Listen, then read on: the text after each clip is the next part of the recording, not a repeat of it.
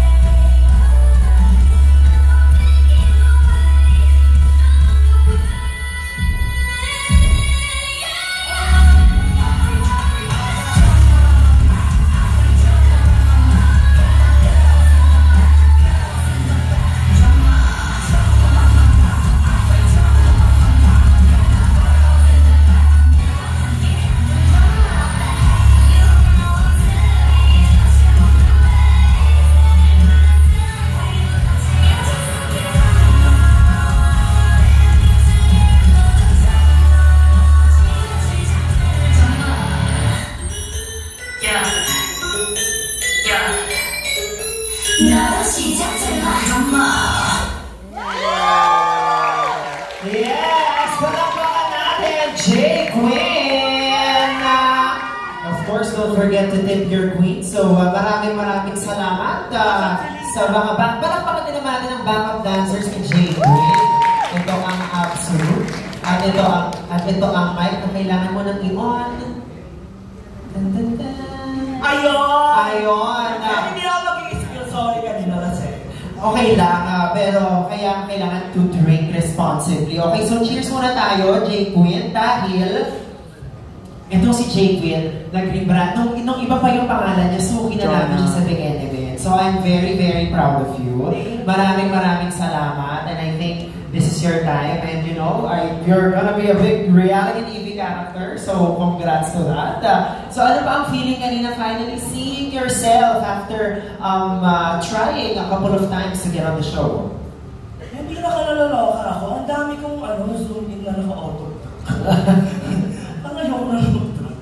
Lalaki na lang, di ba? Parang lang. Parang tawag dito. Hindi siya real pa rin panoorin. Feeling ko AI ko lang yun nandun. Hindi ba AI itong nakikita namin in front of us? Hindi, sabi naman ng Instagram, Shopee na. Hindi naman. Ayan na, pero ayun.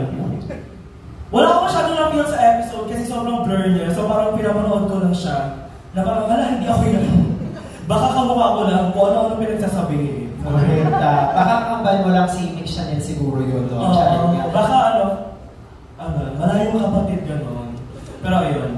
Chronically online ako, nakita ko agad si Bakla. Controversial agad online, pasabog agad. So, if you want to see more of a controversial queen next week, siya po ay magbabalik sa aming viewing party. Maraming salamat, Jay Quinn. Make sure to tip your queens. At we'll see you next week. Thank you. Walang maka natin, Jay Quinn, everyone. Yeah, pero last lang.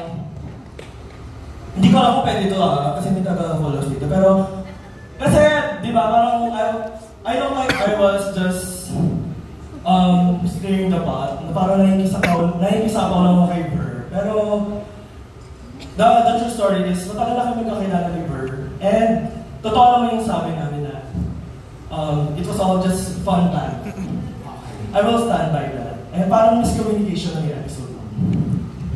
Okay, thank you for the official statement. Official statement, si Bakla kasi yapper, di ba? Okay, the opinions of our guests do not reflect the views and opinions. But thanks for making that first statement.